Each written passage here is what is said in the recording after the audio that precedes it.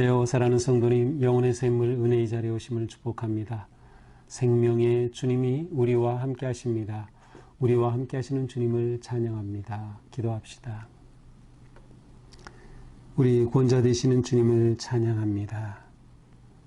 우리를 사랑하셔서 기다리시고 참으시며 우리가 돌아오기를 원하시는 주님, 오늘도 주님의 말씀 앞에 서서 주님의 음성 듣게 하여 주시니 감사합니다. 우리가 말씀을 들을 때마다 그 말씀을 가슴에 새기고 주시는 말씀 따라 순종하며 따라갈 수 있도록 성령님 인도하여 주시옵소서.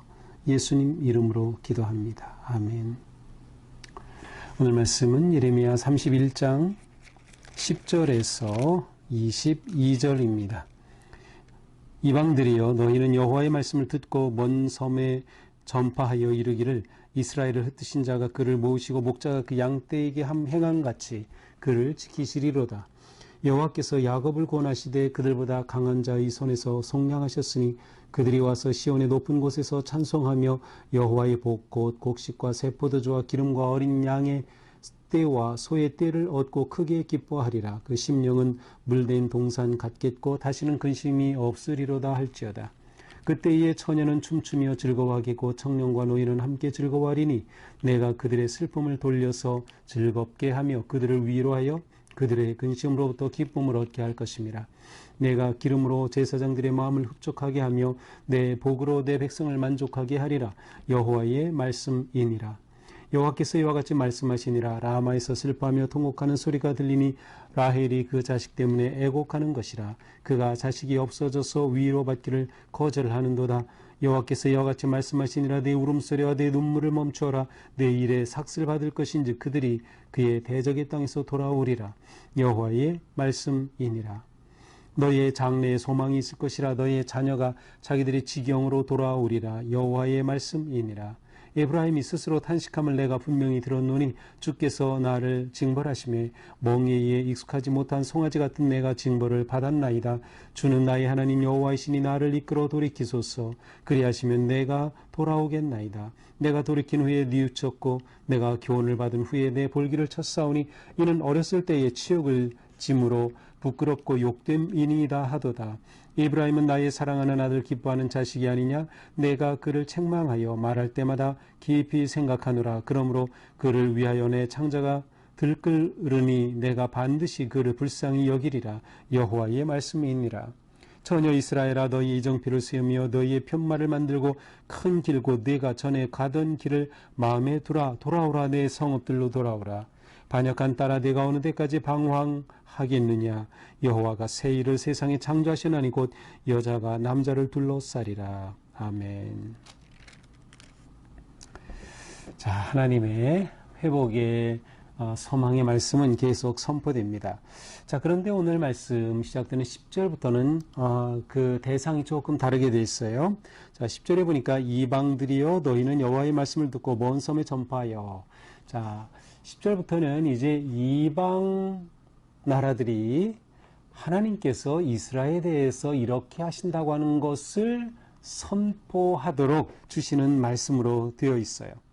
그러니까 이방 나라에 하나님께서 이 말씀을 주심으로 이방 나라가 그렇게 세상에 전파하는 것이죠. 쉽게 말하면 이방 나라가 예언자 역할을 하는 것으로 이렇게 구성이 되어 있습니다. 이렇게 되므로 하나님의 회복은 단지 이스라엘과 하나님과의 관계뿐만 아니라 먼 나라, 모든 이방의 나라들까지도 확인하게 되고 볼 수 있는 그러한 분명한 언약의 약속임을 우리는 알 수 있습니다. 자, 10절부터 봅니다. 너희는 여호와의 말씀을 듣고 먼 섬에 전파하여 이르기를, 이스라엘을 흩으신 자가 그를 모으시고 목자가 그 양떼에게 행함같이 그를 지키시리로다. 자, 이방들이 외치게 될 그 내용은 뭡니까? 여호와께서 흩으셨지만 이스라엘이 지금 바벨론의 포로로 잡혀가고 그들의 집이 폐허가 되고 그들이 흩어졌지만 다시 모으신다는 거예요. 그래서 마치 목자가 양떼를 모으듯이 그렇게 회복시켜 주시는 하나님을 선포하는 것입니다.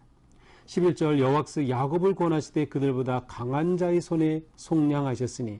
자, 하나님께서는 야곱을 구원하셔 곧 이스라엘을 회복시키시는 거예요. 여기서 구원이라는 것은 종이 자유하게 된다고 하는 의미가 있어요. 그러니까 이스라엘이 지금 바빌론의 포로로 잡혀 있지만 그곳으로부터 자유케 된다, 포로에서 해방된다라는 의미가 담겨 있고요. 속량하신다라는 의미에는 종이 그 빚을 온전히 갚음으로 종의 속박으로부터 자유함을 얻는 거예요. 그러니까 종이 자기의 값을 치른 셈이죠. 그렇게 될 때 이 종은 자유함을 얻는 거예요. 합법적으로 회복되는 것이죠. 그러나 하나님께서는 이스라엘을 이처럼 회복시켜 주실 것임을 선포하는 것입니다. 자, 이렇게 회복하여 주실 때 어떤 일이 일어납니까? 12절 그들이 와서 시온의 높은 곳에서 찬송하며. 그렇죠. 하나님의 큰 은혜를 입은 그들은 하나님을 찬송하고 또 하나님께서는 그들에게 복을 내려주시는데 12절에서는 그 복의 내용이 구체적으로 나옵니다. 곡식과 새포도주, 기름, 어린 양의 때, 소의 때를 얻게 되는 거예요. 하나님께서 구체적으로 그들을 회복시켜 주시고 그들에게 복까지 더해 주셔요. 더 나아가서 이러한 상황 속에 그들은 기뻐하게 되는 거죠. 하나님이 회복시키시고 복을 더하실 때 그들은 기뻐하리라. 그 심령은 물된 동산 같겠고 다시는 근심이 없으리로다.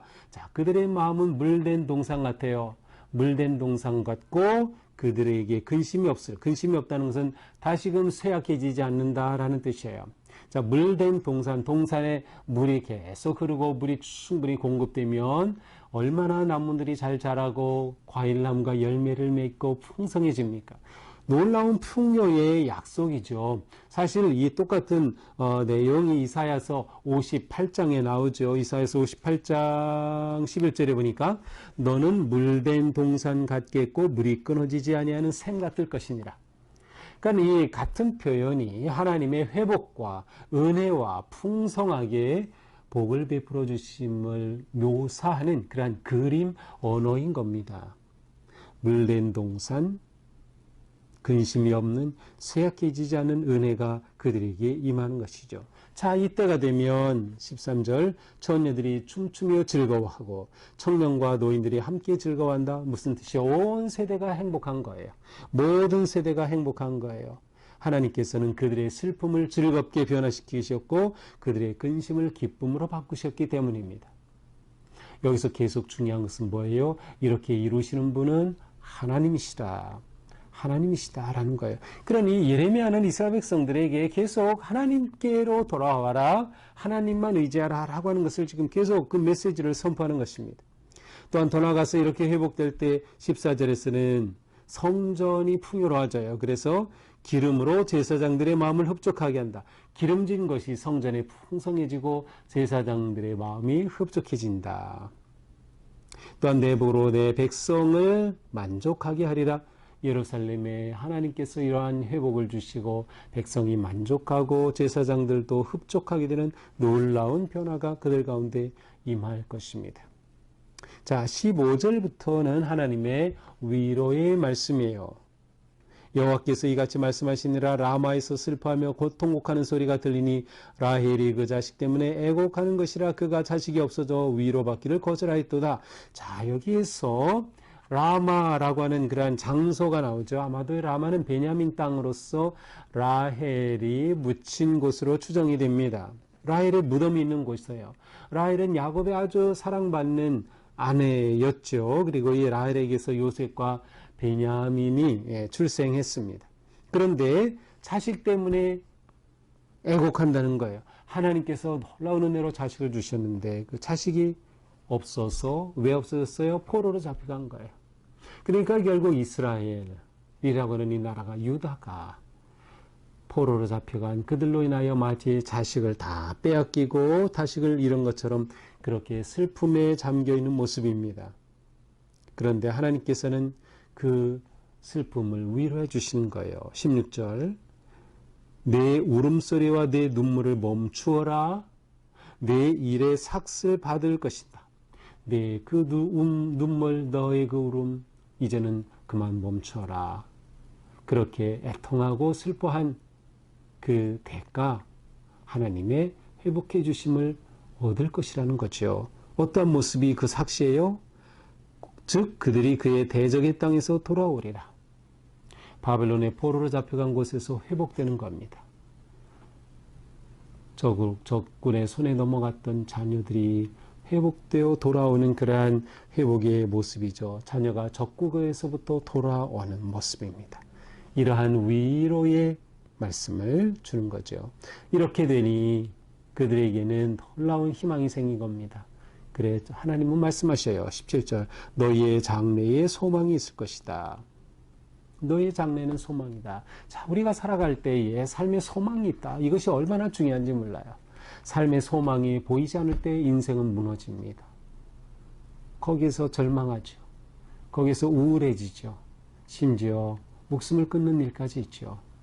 소망이 없는 모습이 바로 그러한 것이에요. 그런데 장래에 소망을 주시겠다. 소망이 있을 거다. 어떤 소망? 이미 앞에서 말씀하셨던 거예요. 자녀가 돌아온다. 회복된다. 탄식함을 내가 다 들어서 그것에 대해 너희를 회복시켜 준다는 거죠. 돌아갈 수 있게 해주신다는 거예요. 돌이키소서 그리하면 내가 돌아오겠나이다. 그들이 그렇게 하나님 앞에 이제 간구하며 기도할 때 하나님께서 그들을 이처럼 회복시켜 주셔요. 자, 앞에서 우리는 예레미야를 통해서 너희가 망한다. 너희가 잡혀간다. 하는 하나님의 심판 이것을 너희가 받아야 된다. 피하지 말아라. 뭐 2년 후에는 회복될 거라고 하는 거짓 예언에 속지 말아라. 가모니설에 넘어가지 말아라. 계속 선포했어. 왜? 너희가 하나님의 이 진노하심의 심판을 받고 그러나 너희가 회개하고 돌이키면 그곳에서 비로소 희망이 있기 때문인 거예요. 하나님의 심판 속에는 희망이 담겨 있기 때문이죠. 자, 그것과 마찬가지. 이렇게 되어 그들은 하나님 앞에 돌이킨다는 겁니다. 19절 내가 돌이킨 후에 뉘우쳤고 내가 교훈을 받은 후에 내 볼기를 쳤사오니. 자, 이스라엘 백성들이 하나님 앞에 회개하는 모습을 보여주고 있어요. 이렇게 뉘우치고 회개하였습니다. 내 볼기까지 쳤습니다. 이는 어렸을 때 치욕을 짐으로 부끄럽고 욕됨이니이다. 하나님께서 심판하신 목적은 뭐예요? 회개하고 돌이키는 것. 그렇게 하여 이들을 회복시켜 주는 것이에요. 그러니 이 목적이 이루어진 셈이죠. 너희가 회개하고 돌이키니까. 그래서 하나님께서는 그들을 회복시켜 주시는 겁니다. 이렇게 될 때 에브라임은 곧 유다 하나님의 백성 이스라엘은 나의 사랑하는 아들 기뻐하는 자식이 아니냐. 하나님께서 그들을 자식이라고 해주시. 이것보다 더 복된 일이 어디 있습니까? 이것이야말로 진정한 회복이 되는 거죠. 처녀 이스라엘아 너희 이정표를 세우며 너의 편말을 만들고 네 길 곧 네가 전에 가던 길을 마음에 들어. 자, 이것은 무엇을 말해요? 지금 그들이 돌아올 때 그 길을 그들이 다시금 회복하라는 거예요. 전에 가던 길을 잘 생각해서 너희가 어떻게 가는지 생각해서 지금 바빌론에서 유다까지 되돌아오는 그 모습을 지금 그리고 있는 겁니다. 그렇게 돌아오라. 내 성읍으로 돌아와라. 반역한 딸아 네가 어느 때까지 방황하겠느냐. 여호와가 새 일을 세상에 창조하여나니 여자가 남자를 둘러싸리라. 자, 이제 하나님께서 새 일을 창조하신다. 하나님은 그들을 회복시키시고 새로운 놀라운 일을 시작하신다. 자, 창조주 하나님의 새로운 창조의 역사를 말씀하시는 거예요. 그들이 망한 것으로 끝난 것이 아니라 다시금 새롭게 창조해 주신 하나님. 바로 이것이 우리 믿음 생활의 은혜이고 핵심이죠. 하나님 은혜 안에서 우리가 새로워지는 겁니다. 우리가 새 사람으로 태어나는 것이죠. 새로운 피조물이 되는 것이죠. 예수 그리스도의 은혜 안에서 복음의 능력으로 우리가 새로운 피조물이 되어 새로운 피조물로 하나님의 은혜를 누리며 사는 것. 이것이야말로 하나님의 자녀로 살아가는 놀라운 은혜의 모습입니다. 하나님은 이렇게 회복시켜 주실 것을 약속하고 말씀하고 계신 거죠. 새 일을 행하시는 하나님, 새로운 창조주 하나님, 따라서 회복과 새로운 창조주 하나님의 모습을 오늘 말씀은 보여주고 있습니다. 자, 우리는 여기서 하나님은 회복해 주신다. 이거 확실하게 볼 수 있어요. 하나님은 회복해 주신다. 우리의 마음을 회복시켜 주시고 삶을 회복시켜 주시고 환경을 회복시켜 주시고 모든 관계를 회복시켜 주시고 온 세대를 특별히 자녀를 회복시켜 주신다. 이 회복의 은혜가 우리 가운데 가득하기를 축복합니다. 오늘도 우리가 하나님 앞에서 회복되어야 할 것들, 하나님이 회복시켜 주셔야만 하는 것들을 기도하고 주님을 의지할 때 회복의 은혜가 가득하게 되기를 원합니다. 하나님은 단지 회복으로만 끝나지 않으셨어요. 거기에 더하여 복까지 내려주시는 거죠. 그의 마음이 물된 동산같이 되고 그들이 다시금 회복이 되고 그들에게 새 포도주와 기름과 어린 양의 때 소떼가 넘쳐나고 기쁨과 즐거움이 넘쳐나는 이러한 풍요로운 은혜와 복까지 베풀어 주시는 그 삶, 우리가 그와 같은 길을 걷게 되기를 원합니다. 회복케 하시고 복과 은혜를 더해 주시는 하나님, 또한 우리 가운데 외로움과 슬픔과 아픔과 고난이 있다면 주님께서 우리를 위로해 주심을 신뢰하며 주님 앞으로 나아가시면 됩니다. 주님은 우리를 다 보고 계시고 우리의 기도를 들으시는 주님이셔요. 그래서 우리를 보면서 마치 20절처럼 하나님의 마음이 너무나도 아프신 거예요. 창자가 끊어질 것 같이. 자, 이러한 은혜와 회복을 얻기 위해서 절대적으로 우리에게 필요한 게 뭘까요? 그렇습니다. 돌이키는 겁니다. 회개하는 것이에요.